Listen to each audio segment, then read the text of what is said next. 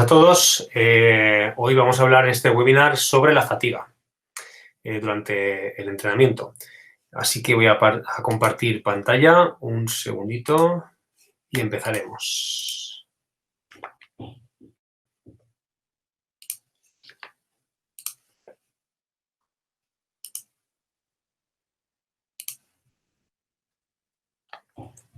Vale. Muy bien, pues lo dicho, vamos a hablar sobre la fatiga. En principio, pues decir que es un fenómeno que es muy necesario, ¿vale? durante el entrenamiento. Podemos definirlo como un estado en el que el deportista no puede mantener el nivel de esfuerzo o entrenamiento esperado. Esto es algo que cualquiera que haya hecho ejercicio físico lo nota enseguida, ¿no? Cuando llevamos un ratito haciendo esta actividad, pues empezamos a sentirnos cansados, a no tener la misma respuesta, y eso es lo que podríamos decir que es la fatiga. Como os digo, es un fenómeno muy importante, sobre todo para el fenómeno, para el principio de supercompensación, que es esta pequeña gráfica que os he puesto aquí, de la que ya hablamos el otro día, donde yo parto de un nivel de estado físico X y durante la fatiga lo que hace este nivel de forma es que baja hasta, porque se gastan pues una serie de recursos del cuerpo, ¿de acuerdo? Se gastan pues sustratos energéticos, se genera una serie de reacciones metabólicas en las cuales también se produce una sustancia de desecho que yo tendré que ir eliminando, se produce una serie de situaciones en el cuerpo que me van a impedir poder rendir a ese nivel con el que había empezado, ¿no? Lo que sucede es que después, durante el descanso, mi situación pues va a revertirse y va a recuperar, voy a recuperar mi estado de forma y no voy a quedar donde estaba, sino que voy a subir a un nivel superior. Esto es porque el cuerpo es muy listo y dice, para que tú otra vez me vuelvas a poner este estrés que me has puesto y yo lo vuelvo a pasar mal, pues eso no, yo voy a recuperarme a un estado de forma más elevado, así lo podré soportar mejor. Entonces, de esto es lo que nos aprovechamos luego para poder hacer las planificaciones de entrenamiento y poder lograr mejoras. El mecanismo la fatiga además es un mecanismo de defensa, ¿no? Frente a este estrés, ¿no? al que se somete al cuerpo. Y sea una serie de situaciones o hay un deterioro en estas funciones orgánicas que se realizan durante este ejercicio. Una de ellas podría ser la falta de oxígeno o hipoxia. Cuando llevamos un rato entrenando y empiezan a generarse toda una serie de catabolitos, de sustancias que pues hay que eliminar, la célula también pide nutrientes, se genera como un caos en el que es más difícil poder llevar a cabo este fenómeno de aportar nutrientes y oxígeno y retirar pues todos los catabolitos y el CO2. Entonces se entorpece, ¿no? Se producen a la vez también unos cambios hormonales para poder sobrellevar el entrenamiento y para poder luego también hacer frente a esas situaciones que se generan, ¿no?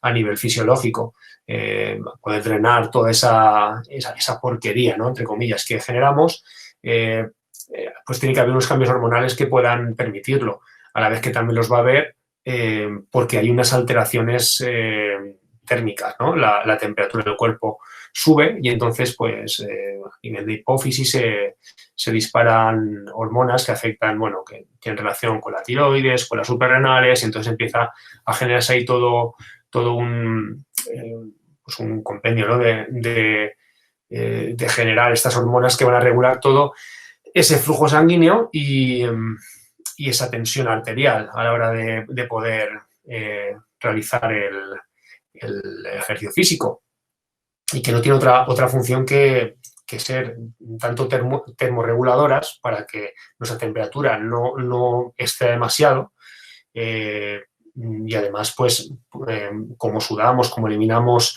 líquidos, también hay que tener en cuenta Esto para lo que es la presión sanguínea. Si eliminamos muchos líquidos y no reponemos, la presión sanguínea bajaría mucho. Entonces, todo esto hay que regularlo también. Es decir, que se hay una serie de circunstancias en el cuerpo que hay que tener muy en cuenta durante la fatiga, ¿no? Durante este proceso de fatiga. Además, también se producen microroturas fibrilares debido pues, al estrés al que metemos nuestros músculos, ¿no? Son microroturas que van luego sanándose, pero que están ahí y que generan, son como pequeñas cicatrices que también hay que drenar toda esa porquería, ¿no? Que se genera. Además, también hay alteraciones en el pH, porque cuando estoy entrenando lo que estoy haciendo es acidificar el cuerpo. Entonces mi pH se va a ir pues desregulando, ¿no? Esa homeostasis a la que normalmente estamos, pues se va a ir tendiendo más hacia la acidificación. Entonces luego el cuerpo también tiene que devolver a ese estado de homeostasis tras el entrenamiento, ¿no? Al propio cuerpo. Diremos que hay dos tipos de fatiga. Tenemos la fatiga aguda o la fatiga crónica o sobreentrenamiento. La deseable sería la fatiga aguda. La fatiga crónica o sobreentrenamiento sería un error de planificación. Entonces, esto habría que tenerlo muy en cuenta. Vamos a hablar de ambas un poquito. Empezaremos con la fatiga aguda. Diremos que es la disminución progresiva de generar fuerza máxima después de un entrenamiento a cargas submáximas. Es decir, que en cristiano, que tú haces un esfuerzo que no hace falta que sea excesivamente elevado, pero haces un esfuerzo durante un tiempo concreto y hay una serie de repercusiones, ¿no? Sobre todo, una cosa que es muy obvia es que se nos vacían los depósitos de gasolina, ¿no? De los sustratos energéticos, donde vamos a sacar la materia prima para obtener ese ATP, que es nuestra moneda energética. Entonces, se vacían, y como se vacían, no me encuentro ya en condiciones de hacer esos estímulos máximos si me hicieran falta. Me cuesta mucho más, ¿no? Poder hacerlos. Los lugares de aparición de la fatiga, pues podemos hablar de dos. Por un lado tenemos la fatiga central, que se manifiesta en el sistema nervioso central, es decir, suele haber una liberación, una alteración al liberar los neurotransmisores. ¿Qué son los neurotransmisores? Son unas sustancias que lo que permiten es que pase la corriente nerviosa de una neurona a otra. Se libera el neurotransmisor y entonces permite el paso de la corriente nerviosa. Cuando estoy haciendo actividad física, pues una de las cosas que suelen suceder es que hay una alteración en esta liberación de los neurotransmisores, entonces pues hay una peor transmisión nerviosa. Y esto redunda pues en fallos de ejecución, en cansancio, bueno, en todo esto que estamos hablando y que vamos a hablar ahora, y pondré ejemplos y lo veréis claramente. Por otro lado tenemos la fatiga periférica, que bueno, serán sistemas que están por debajo de la placa motora, ¿no? Y que, bueno, así los más llamativos, por ejemplo, pueden ser que nos quedamos sin calcio. Nos quedamos sin calcio y entonces el calcio es esencial para producir la contracción muscular. Si no tenemos calcio, no puede contraerse el músculo. O a lo mejor se me queda enganchado y bueno, pues empiezo a tener problemas, ¿no? Rampas y demás, contracturas. Además, también es que, claro, hay una mala eliminación de todo este proceso metabólico que se va realizando durante el ejercicio, y todo esto pues dificulta mucho pues esa realización óptima, ¿no? de esa contracción muscular. Entonces podemos encontrarnos con problemas. Pensar que eso, muchas veces para el cuerpo es un estrés grande, y más cuando estamos haciendo pues ejercicios intensos, ¿no? Ejercicios duraderos, donde hay una carga importante de entrenamiento, siempre se va a producir va a haber más repercusiones, ¿no? Más efectos secundarios, por decirlo de alguna manera. Y entonces todo esto luego hay que volverlo al sitio, hay que devolverlo a su estado neutral, ¿no? A su estado de homeostasis, porque si no volvemos ahí, pues claro, es cuando vemos los problemas. Los efectos visibles de la fatiga aguda, pues por ejemplo, podríamos hablar de una baja capacidad de trabajo, tanto a nivel físico como psicológico. O sea, me falla tanto el cuerpo como la atención, como la motivación, llega a un punto que baja con la fatiga. También baja los niveles de fuerza y sube la frecuencia cardíaca a cargas submáximas. Os voy a poner un ejemplo muy fácil todo esto. Si yo voy corriendo, aquí lo vemos en esta gráfica, si yo voy corriendo, o en bici o nada, no, me da igual. En este caso me voy corriendo, ¿vale?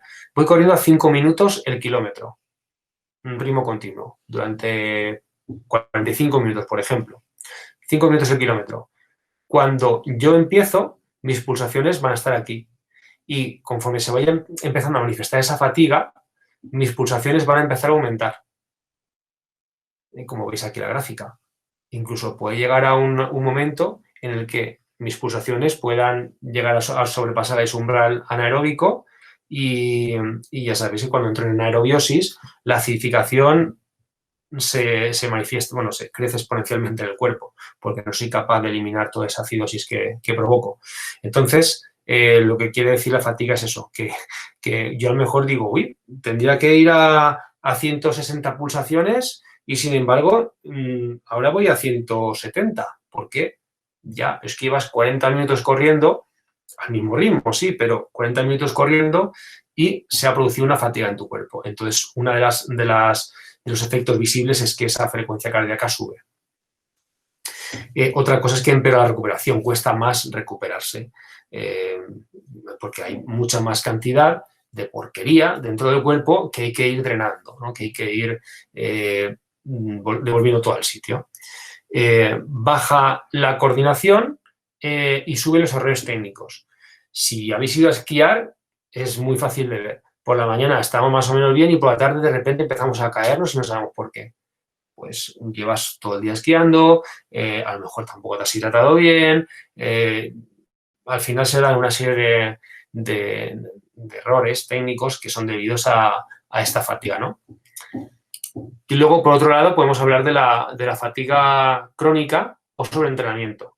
Esta suele ser una fatiga que se da con el trabajo acumulado. Es decir, cuando yo empiezo a entrenar de continuo y estoy metiendo mucha carga de entrenamiento y puede llegar un punto en el que, claro, lo que me interesa a mí es si quiero alcanzar la máxima, luego la máxima supercompensación, ¿no?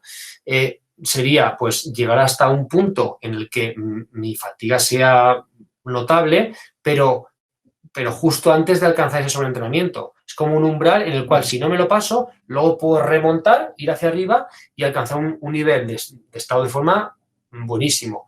Pero como me pase de ese umbral y ya me meta por debajo, ya no lo remonto. Ya no se produce la supercompensación. Es como que has acumulado tanta fatiga en tu cuerpo que tu cuerpo deja de tener recursos, deja de tener esa capacidad de poder remontar en la supercompensación. Entonces te quedas hundido y cuesta mucho, mucho, mucho tiempo poder salir de ahí. Tienes que descansar, tienes que hacer pues una serie de limpieza, por decirlo de alguna manera, ¿no? Descanso y limpieza para que eso vuelva otra vez a su sitio. Pues los efectos más visibles de este sobreentrenamiento que podemos identificar para tener en cuenta si realmente estamos sobreentrenados, puede ser, por ejemplo, pues, el cansancio a nivel de sistema nervioso central, por ejemplo, insomnio. Es lógico también porque está relacionado el tema de la melatonina que tiene que ver con el sueño, con el cortisol, ¿no? Que el cortisol está muy alto también cuando estamos sobreentrenados. También baja el sistema inmune, es muy fácil ponerse enfermos. Luego, pues hay sudoraciones nocturnas, puede haber pérdida de apetito y pérdida de peso, puede haber desajustes en el periodo en las mujeres, amenorreas, por ejemplo, puede haber cefaleas y luego pues hay altos niveles de CPK, que es bueno, la creatinfosfoquinasa, que es es como un chivato que nos marca que está habiendo mucha destrucción de proteína muscular, ¿vale? Esta CPK en concreto. Entonces sería una forma también de darme cuenta de que me estoy pasando. Y luego, por supuesto, lo más obvio, mi rendimiento va a ser muy bajo, porque no asimilo las cargas de entrenamiento. Entreno, pero es como que no puedo, no voy ni cara al aire. Entonces, todos son síntomas que podemos tener en cuenta a la hora de ver si tengo esta fatiga crónica o sobreentrenamiento. Y bueno, con esto ya estaría por hoy. Seguiremos el próximo día con otro tema. Nos vemos el siguiente día.